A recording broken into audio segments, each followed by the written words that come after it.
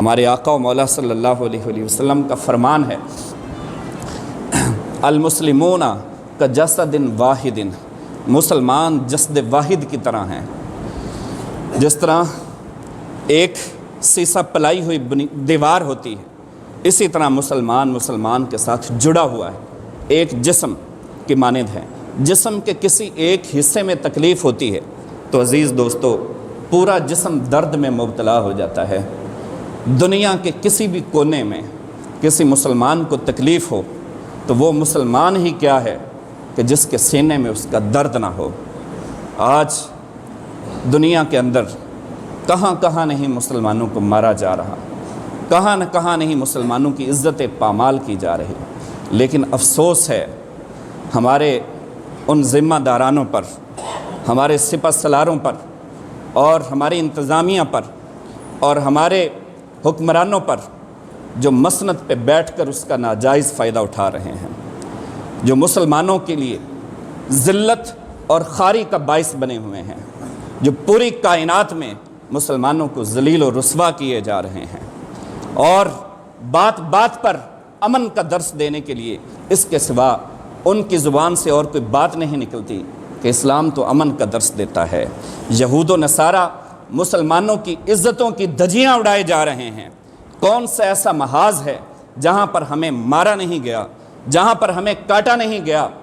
افغانستان کی سرزمین سے لے کر برما اور میانمار کی سرزمین پر ہمارے سینوں پر گولیوں کی بچھاڑ کی گئی۔ 10 سال کی 12 سال کی معصوم بچیوں کو برہنہ کر کے ان کے جسموں کو چھلنی کیا گیا اور ان کے جسموں کو کاٹ کاٹ کر پھینک دیا گیا۔ لیکن افسوس اور تاسف ہے ہمارے سپہ سالاروں پر اور ہماری انتظامیہ پر جو امن کا درس دیتے رہے کہ نہیں اسلام تو امن کا درس دیتا ہے۔ وہ کون سا تمہارا اسلام ہے، وہ کون سی تمہاری مسلمانی ہے جو امن کا درس دیتی ہے؟ تمہارا امن گیا بھاڑ میں کہ مسلمان کی عزت پامال ہو رہی ہو اور مسلمانوں کو فلسطین کی سرزمین پر اور کشمیر کی سرزمین پر گاجر مولی کی طرح کاٹ کر رکھ دیا گیا ہو، اور تم جو ہے باڑ میں جا کر ان کے ساتھ خیر سگالیاں مناتے پھر رہے ہو۔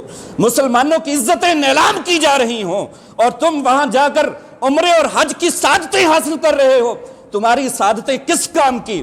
ذرا بیٹی کو گلے ملنے سے پہلے اس فلسطین کی بیٹی کو بھی یاد کر لینا جس کی جو ہے وہ آنکھوں کے سامنے اس کی ماں کو ٹینک کے تلے رون دیا گیا تھا۔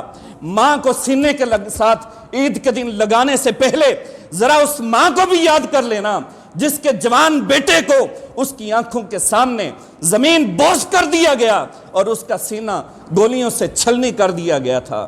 عزیز دوستو، یہ جو ہے آج کا دن ہمیں ضبط نفس کا درس دیتا ہے، ہمیں مسلمانوں کے ساتھ ہمدردی کا درس دیتا ہے کہ ہم ان کا دکھ اور درد اپنے سینے کے اندر جذب کر لیں اور ان کے ساتھ ہم شریک ہو جائیں۔ یہی یہ ہماری عید ہے۔ سلطان صلاح الدین ایوب کے زمانے میں بڑا مشہور واقعہ ہے۔ آپ کے زمانے میں ایک عالم دین آ گیا اور لوگوں کو تبلیغ کرنے لگا، اس کی نیک نامی کا بڑا شہرہ ہو گیا، دور دور تک لوگ اس کی تبلیغ اور اس کے وعظ و نصیحت سے متاثر ہو کر اس کے پاس آنے لگے، اور اس کا موقف یہ تھا کہ یہ جنگ و جدل، یہ لڑائیاں، یہ جہاد، یہ سب کچھ ختم کرو۔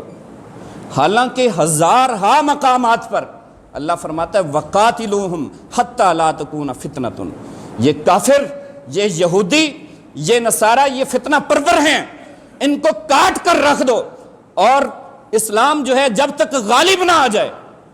کہتے ہیں جی اسلام امن کا درس دیتا ہے۔ اسلام امن کا درس اس وقت دیتا ہے جب اسلام غالب ہو، جب تمہیں جو ہے تمہاری عزتیں نیلام کی جا رہی اور تمہیں ذلیل و رسوا کیا جا رہا ہو اور تمہاری اقوام عالم میں ایک ٹکے کی بھی قدر نہ ہو، جانور کی قدر مسلمان سے زیادہ ہو جائے، تو اس وقت وہ کون سا اسلام ہے جو امن کا درس دے گا؟ مجھے بتائیے، کون سا اسلام ہے جو اس وقت امن کا درس دے گا؟